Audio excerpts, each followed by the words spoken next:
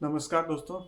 आज बात करते हैं मंगल के विषय में कि मंगल की क्या कैरेक्टरिस्टिक्स होती है, उसकी क्या विशेषताएं होती है, फिर मंगल किन प्रोफेशंस को रिप्रेजेंट करता है, मंगल खराब कैसे होता है, और अगर मंगल खराब है तो उसके क्या परिणाम आपको देखने को मिल सकते हैं, और आखिरी में बात करेंगे कि उसके क्या उपाय कर सकते हैं। तो सबसे पहले बात कर लेते हैं कि मंगल के क्या कैरेक्टरिस्टिक्स होते हैं। तो मंगल रिप्रेजेंट करता है एक्शन को, एम्बिशन को, बोल्डनेस को, एडवेंचर को।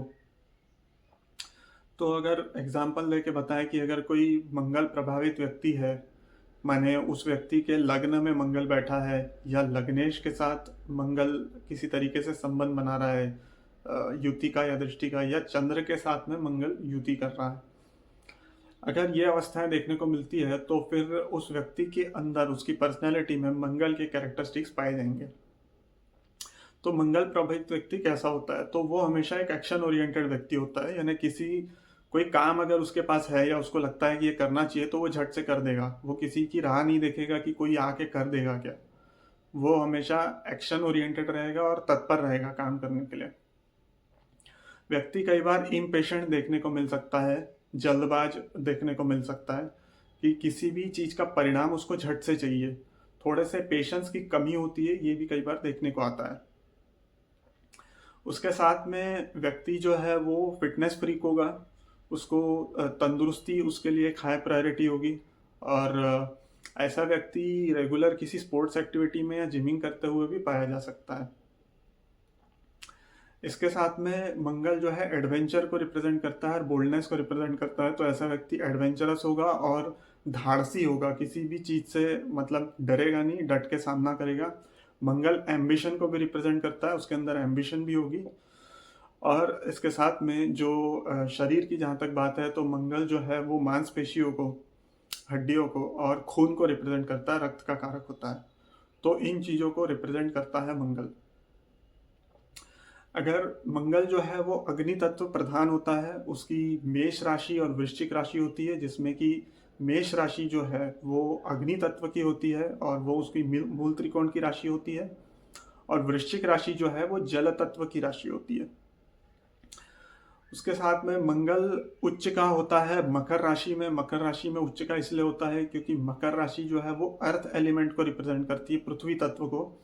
और वहाँ पे मंगल का जो एग्रेशन है, उसकी जो एनर्जी है, वो एक थोड़ा स्ट्रेटेजिक रूप लेती है और थोड़ा एक मेजर्ड अप्रोच में मंगल काम करता है मकर राशि में, इसलिए वो वहाँ पे उच्च का होता है। और जैसे अपन ने बात की कि मंगल एग्रेशन को रिप्रेजेंट करता है, बोल्डनेस को रिप्रेजेंट करता है। और कर्क राशि जो होती है वो होम एनवायरनमेंट को रिप्रेजेंट करती है, घर के वातावरण को रिप्रेजेंट करती है। तो ये दोनों एनर्जीज बहुत अलग है, तो इसलिए मंगल जो है वो कर्क राशि में जाकर के नीच का हो जाता है।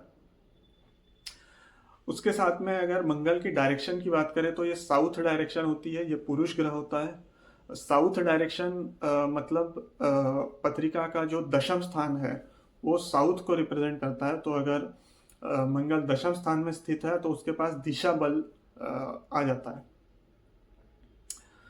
अब अगर ये बात करें कि मंगल किन प्रोफेशंस को रिप्रेजेंट करता है, तो इसमें सबसे पहले science, technology, engineering and mathematics, stem related fields में पढ़ाई करना और उसी में काम करना।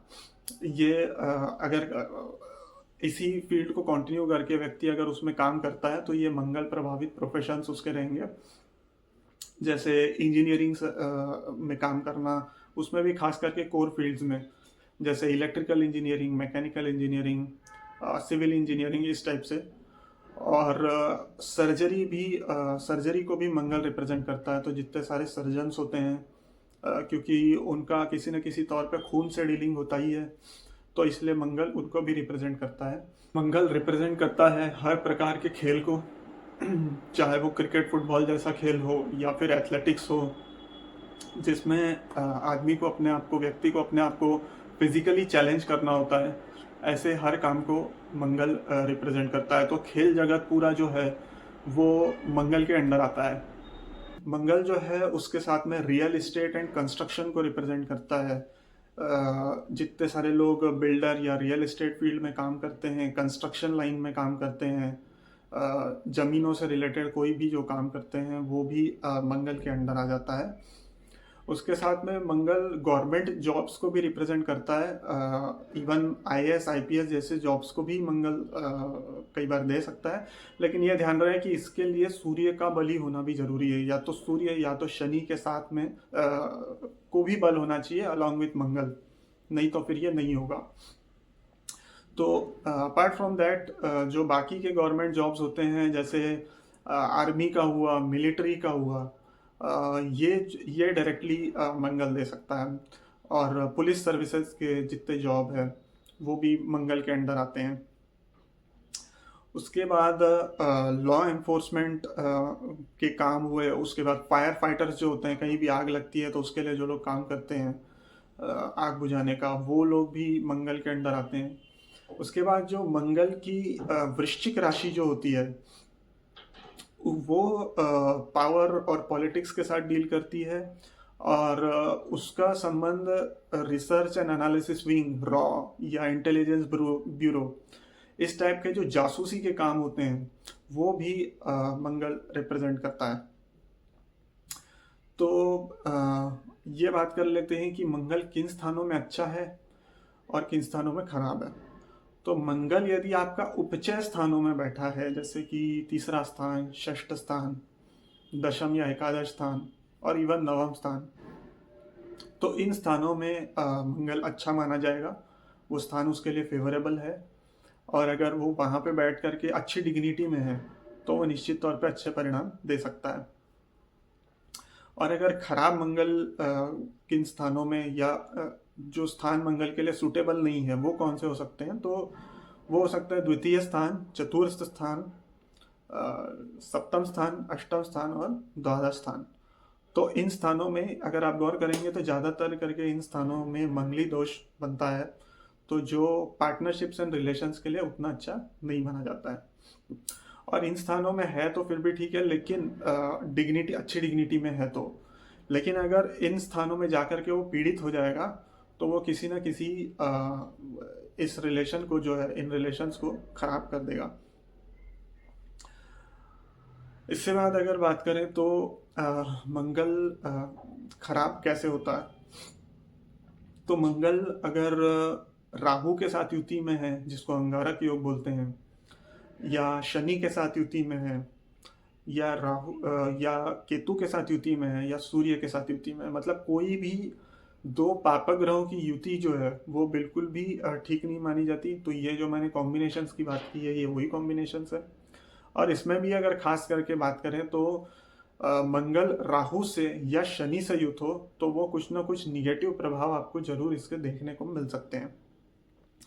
तो जो निगेटिव प्रभाव है वो किन चीज़ों में आ सकते हैं, तो वो करियर एंड प्रोफेशन में आ सकते हैं, या आपको रिलेशंस में पक्का देखने को मिलेंगे कि मंगल जिन भावों का स्वामी होगा, जिन घर का स्वामी होगा, उससे जिस रिलेशन का विचार होता होगा, उस रिलेशन में आपको वीकनेस जरूर देखने को मिल सकता है।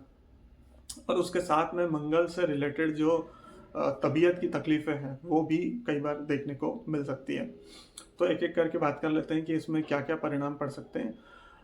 जहाँ तक के तबीयत की और हेल्थ की बात है, तो मंगल किसी भी प्रकार की दुर्घटना को रिप्रेजेंट करता है, यानी चोट चपेट, एक्सीडेंट, आगजनी, जल जाना, बॉयल्स। तो इन सब टाइप के जो दुर्घटनाएं हैं, ये अलग अलग प्रकार की दुर्घटनाएं हैं, लेकिन दुर्घटना को रिप्रेजेंट करने वाला जो ग्रह होता है वो मंगल होता है। कोई भी अचानक से सर्जिकल योग आ जाता है, सर्जरी करनी पड़ती है, तो सर्जरीज को भी रिप्रेजेंट करता है मंगल।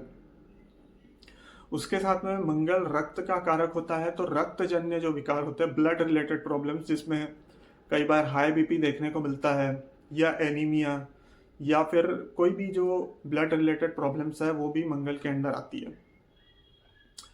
मंगल हड्डियों को भी रिप्रेजेंट करता है और मसल्स को रिप्रेजेंट करता है। तो मसल्स में कोई भी अगर मांसपेशियों में दर्द होना बार बार, वो भी खराब मंगल के लक्षण होते हैं।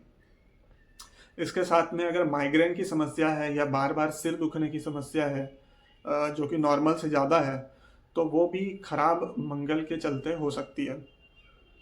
एक बेसिक आउटकम की अगर बात करें कि मंगल खराब है तो व्यक्ति अपने इमोशंस को और अपने एग्रेशन को कंट्रोल नहीं कर पाता है। कई बार वो बात बात में गुस्सा हो जाता है और अपनी ऊर्जा का निगेटिव इस्तेमाल गुस्सा कर करके यूज़ करने लगता है, मतलब गुस्सैल हो जाता है व्यक्ति। तो ये कुछ सिम्टम्स हैं तबीयत को लेकर के जो कि आपको देखने को मिल सकते हैं।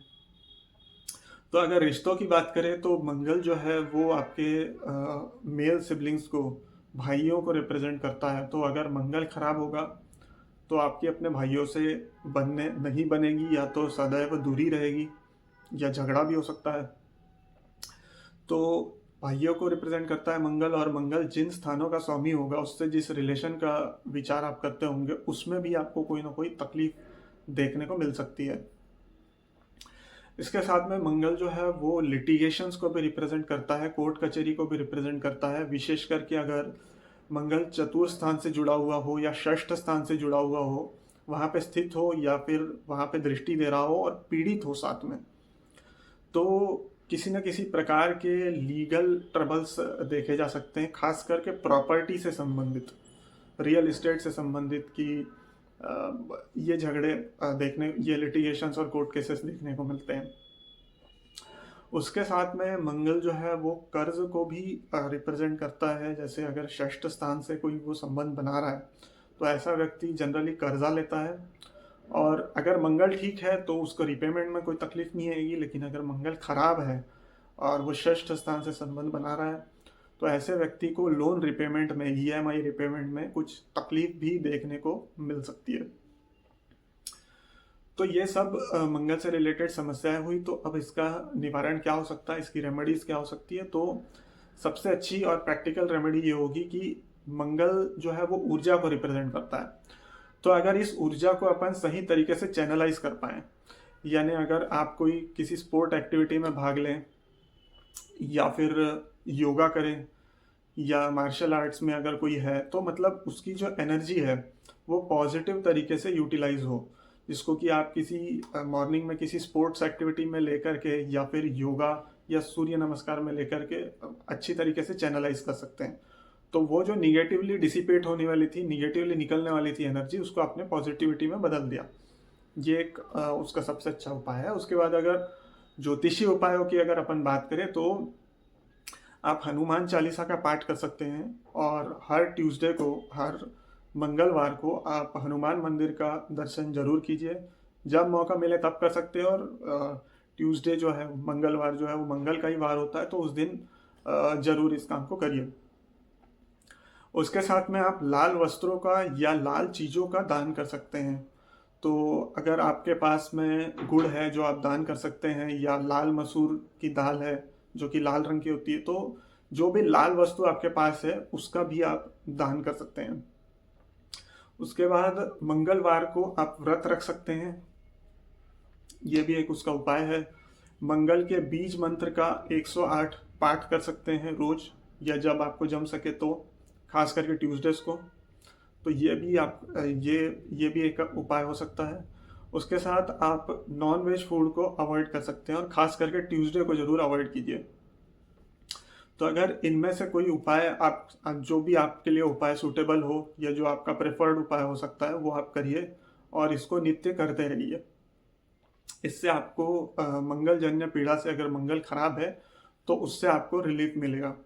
और अगर मंगल आपकी पत्रिका में कारक है और वेल प्लेस्ड है, थोड़ा कमजोर हो रहा है, मान लो सूर्य से अस्त हो रहा है, तो फिर